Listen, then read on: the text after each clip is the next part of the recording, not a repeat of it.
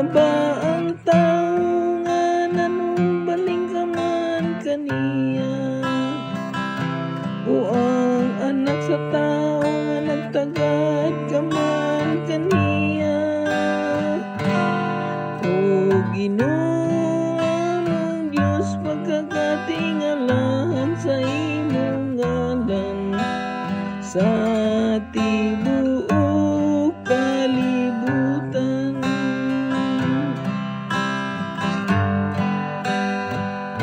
Imo siyang gibuhat nga ubos lang ug jutay sa mga anghel,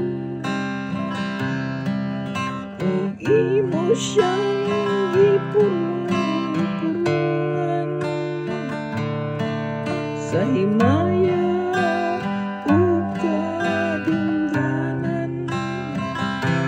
Gihatag mo kaniya ang pagmando sa mga buhat sa imong mga kamot.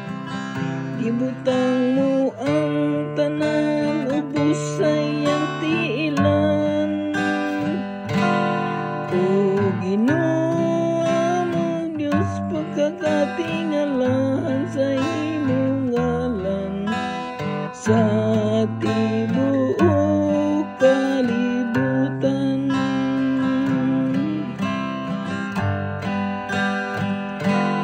Ang tanan nga mga karnero ug kabataan, ubisan ang mga mananap sa kaumahan, ang mga langgam sa kahanginan, ang mga isda sa kadagatan, ug ang tanan nga nagalangoy sa katubigan. O Ginoo among Diyos, pagkakatingalahan sa imong ngalan sa tibuok kalibutan. O Ginoo among Diyos, pagkakatingalahan sa imong ngalan sa